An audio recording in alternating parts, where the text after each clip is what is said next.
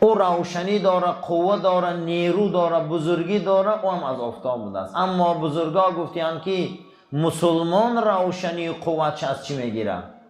یکم رسول اکرم صلی الله علیه و سلم گفته که مسلمان روشنیش ای نماز تهجد میگیره. پیغمبر خدا گفته که نماز شب نور چشم من است، یعنی که دو چشم من نورانی در نماز شب است. نماز شب نور چشم رسول اکرم بوده صلی الله علیه و سلم. کدام وقت ما روشنیم، کدام وقت ما بدن ما نیرو داره، کدام وقت بدن ما خوشرو است، نورانی است، روشنی میپوشه روی ما، و آن شرطه که شب خیزیم با خدا راز گوییم.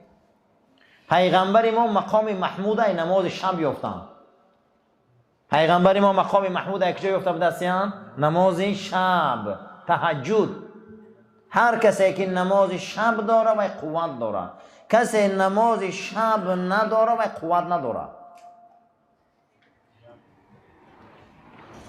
عبدالله ابن عمر گفته است که نماز شب حیبت مسلمان است.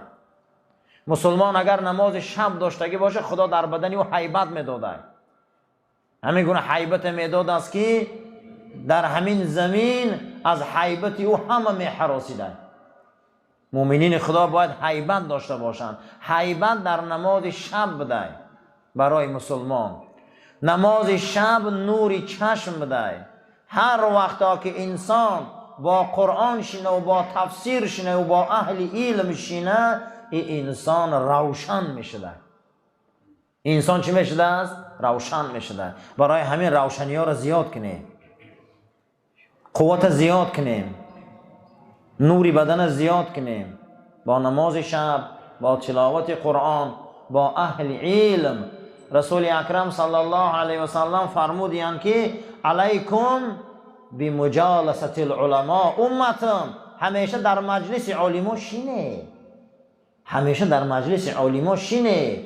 مجلس اینها نور است، مجلس اینها برکت است، صحبت اینها نور است، صحبت اینها برکت است. زیرا که شما نقطه های هدایت با همنشینی یا میابه. من یک انسان میخیزه هممون امروز میدونیم، همین تا میکنه میگه فلان اولیت سر من ده نشان ته، همین خیلی خوشروک میبرشه که ره برا این تا گرد چپ گرد راست را. علما انا همو های، علما انا همو های، ما را برده با مقصد ما میرسانه، ره همو ده نشان میتیم.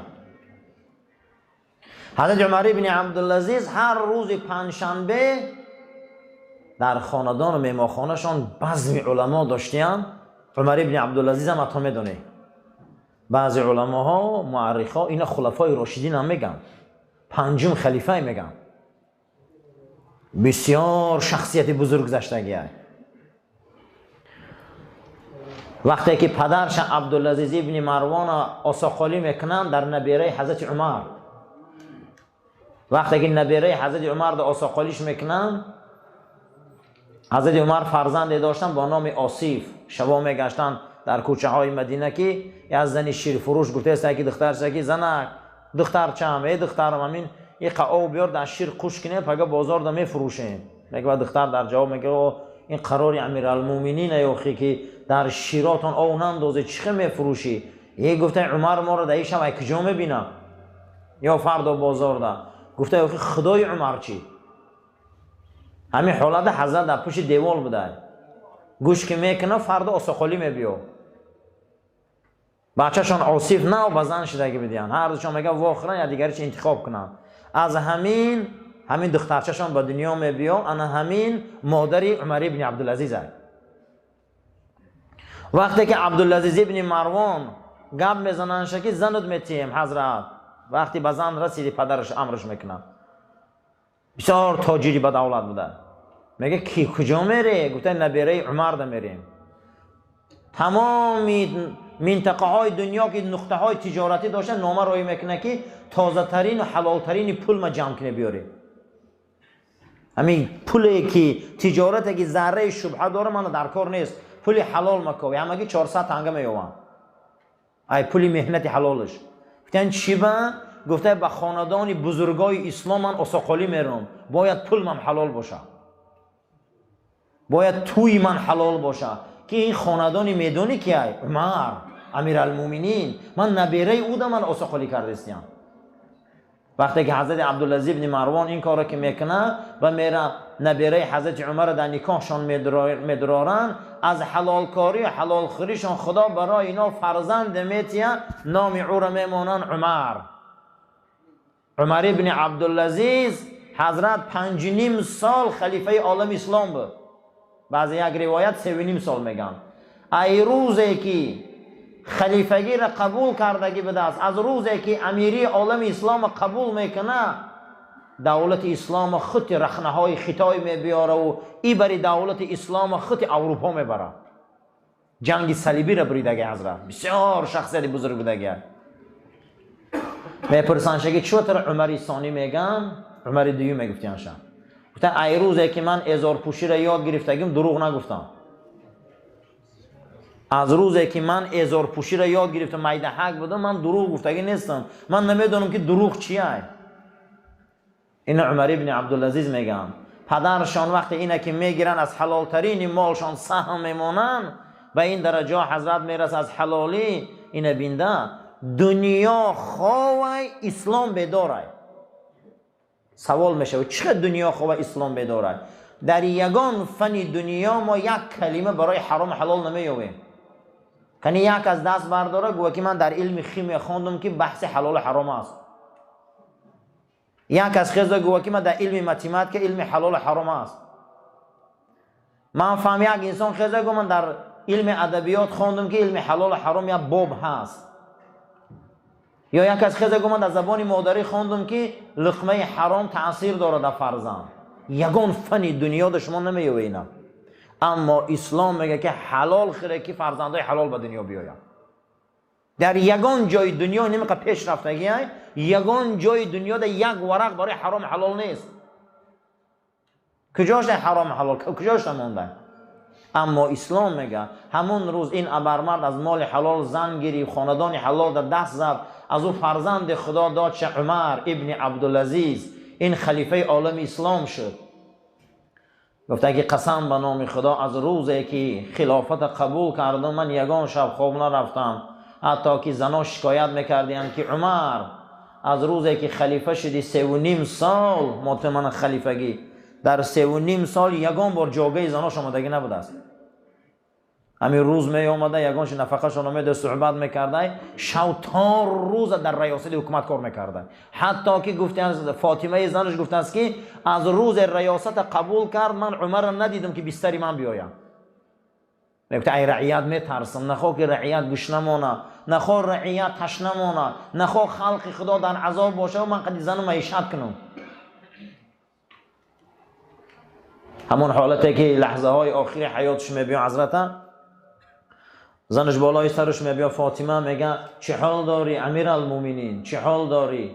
میگه چهره زنش نگاه میکنه و میگه فاطمه اخرجی یا فاطمه تو، ای فاطمه ای خانه من، ای بالای سری من بیرون برو.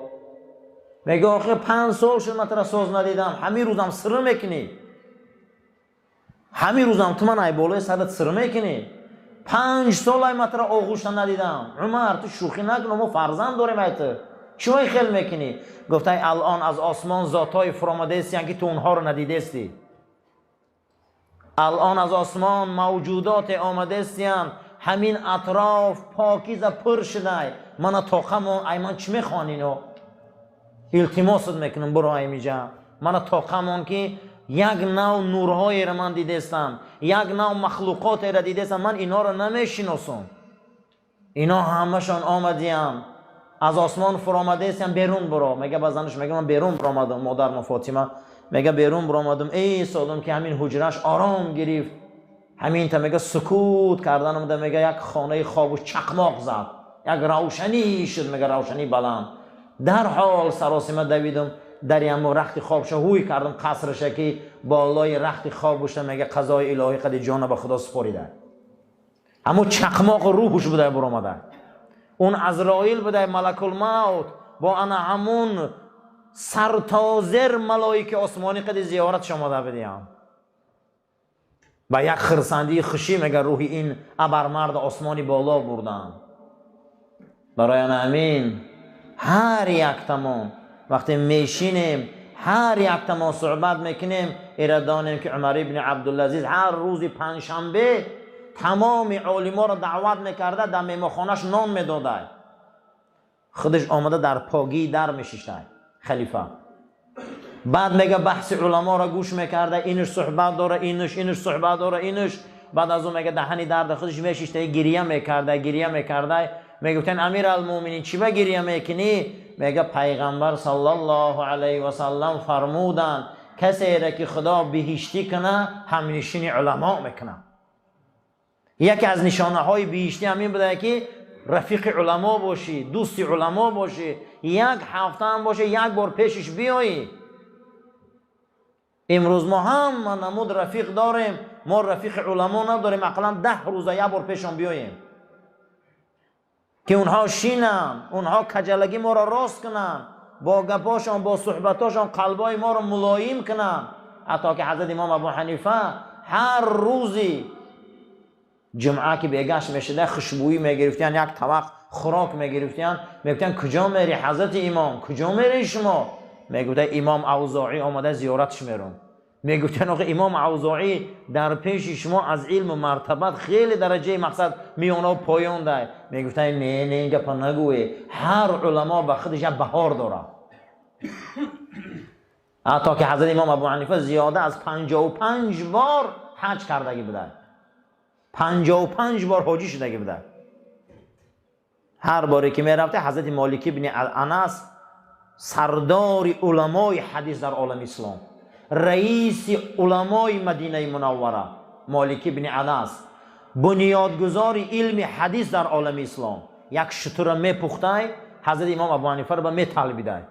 وقتی حضرت در مدینه بودنشونده میطلبیده، میگه همون شب میگه همین خیلی ضیافت حضرت امام میدادیان که تمام علمای دور می آمدیان تا نماز تهجد رسیدن و بحث میشده، بحث حدیث و بحث علم و بحث مذهبشون میرفته به حضرت امام میگفته وقتی تهجد شد اکنون من روضه مبارک نمازخوانی میرم و میخواستن از خانه حضرت مالکی بن انس میبرآمدیان. حضرت مالکی بن انس ایجاشان میخواستن میگفته ای مردم، ای علما، من قسم میخورم به نام خدای یگانه خیز تماشا کنی انمین آدم ای قفاش یگان مادر تا روز قیامت دیگر خیلی عالم نمیزویا. من قسم میخورم گفته به نام خدا خیز تماشا کنه. میگفته من این خیلی علم، این خیلی حدیث، این خیلی فقاهت ندیدم. خیز میگفته تماشاش کنه.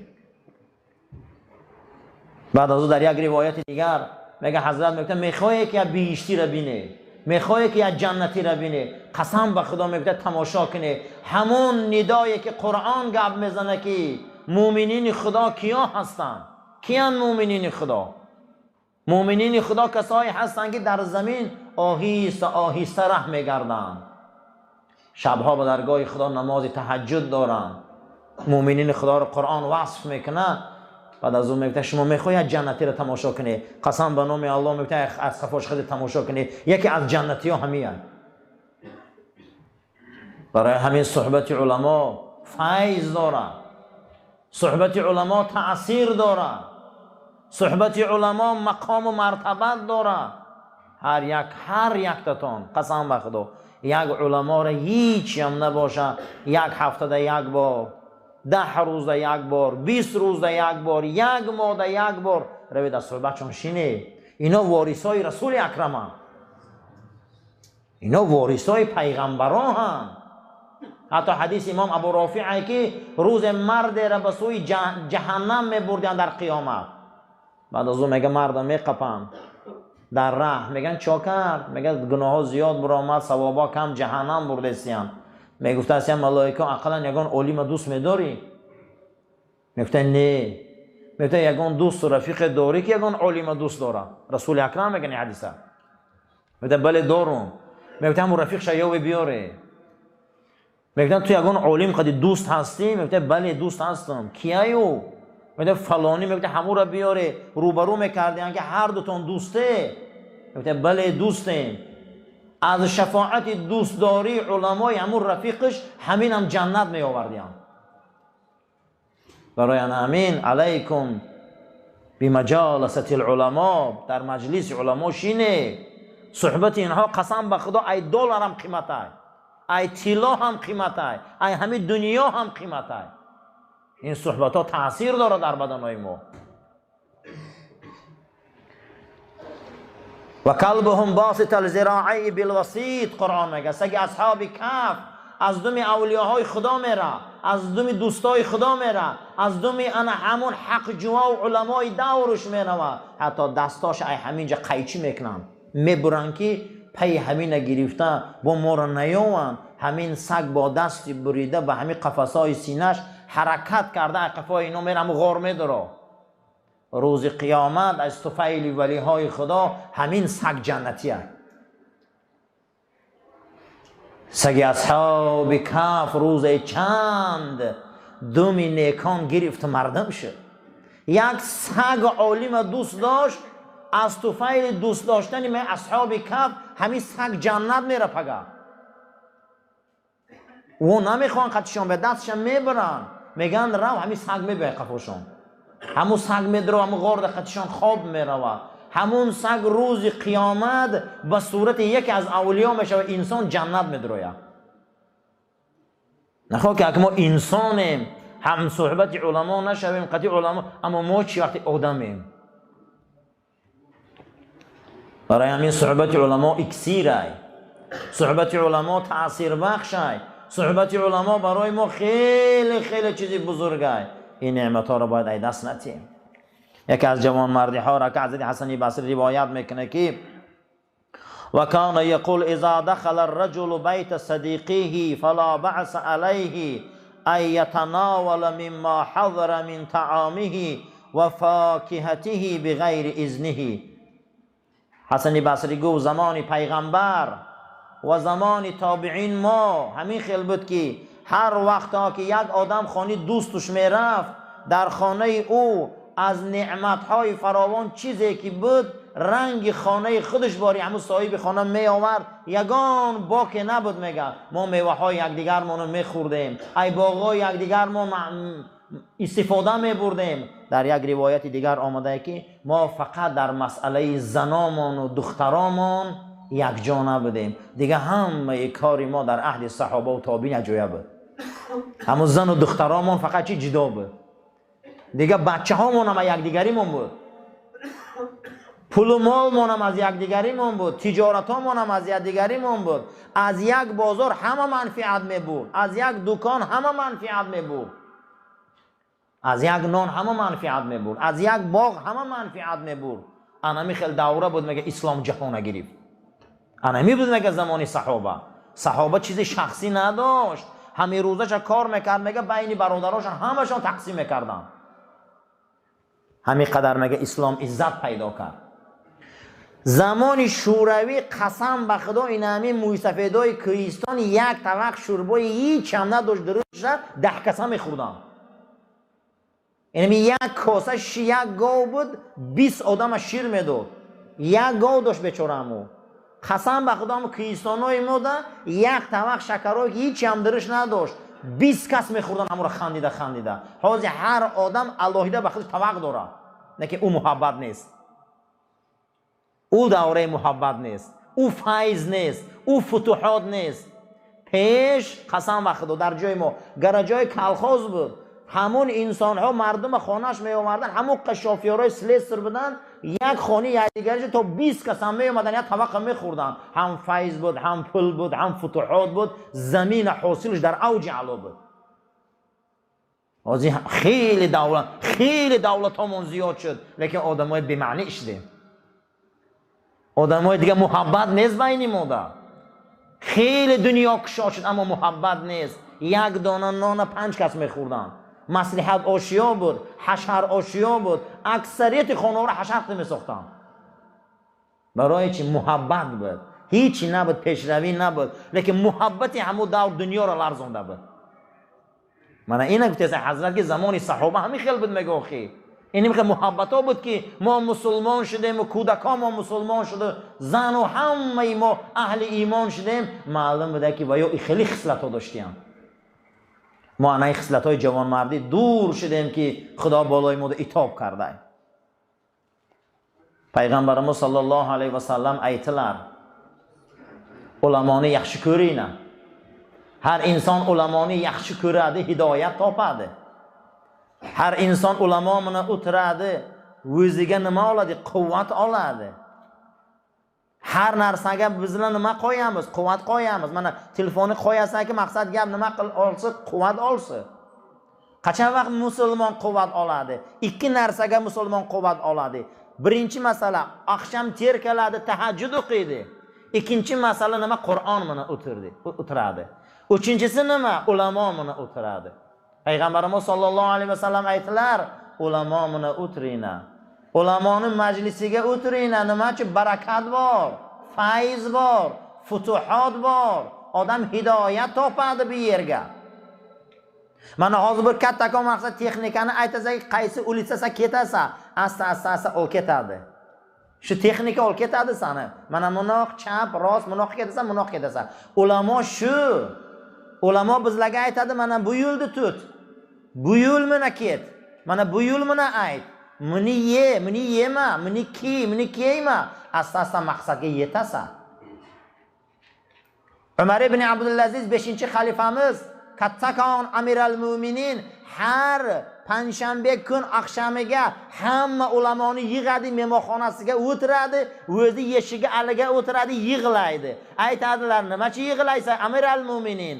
Aytadiki, payg'ambarimiz aytdi, har insonga Alloh jannatga ijozat bersin, ulamo bilan o'tiradi. Bizlarning do'stimiz bu dunyoga ulamo. Afsus, nega ulamo bilan do'st yo'qmiz bu kunga. Aqalan bir haftaga bir marotiba, 2 marotaba, bir oyda bir marotiba, bir olim bilan o'tiringlar. Hidoyat yo'lida so'raymiz hammamizga. Hidoyat, tavfiq yo'lida so'rayish bizlarga imonga vojib. Payg'ambarimiz sollallohu alayhi vasallam aytdilar, inna kawakiba zinnatu fis samo, innal ulama zinnatul fil arz. Payg'ambarimiz aytdilarki, bu yulduzlar, bu oftob, bu mahtob hammasi osmonga zinnat beradi. Osmonni juda ham yaxshi chiroyli qiladi. Bu ulamo bu yerni chiroyli qiladi. Bu yerda kim chiroyli qiladi? Ulamo. Ulamo payg'ambarimizning vorisi. Payg'ambarda nima qo'yadi bu yerga? Ilmi. Bu ilmi kimga? Ulamoni yuragiga. Ulamoni yaxshi ko'ringlar. Har inson haq ulamoni yaxshi ko'rmaydi, bu munofiq. Haq ulamoni yaxshi ko'ringlar. Haq ulamoni ziyorat qilinglar. Haq ulamoni duosini olinglar. Da'vatiga o'tiringlar. Nima narsa aytadi, quloq solinglar. Odam hidoyat topadi. Odam nima topadi? Hidoyat. Allohumma rabbana atina fid dunya hasanatan va fil oxirati hasanatan va qina azoban nar va sallallohu ta'ala ala khayri xalqi Muhammadin va ala ashabil ajma'in. Amin ya rabbal alamin. Safara rostgire telefonatını xomush kinin.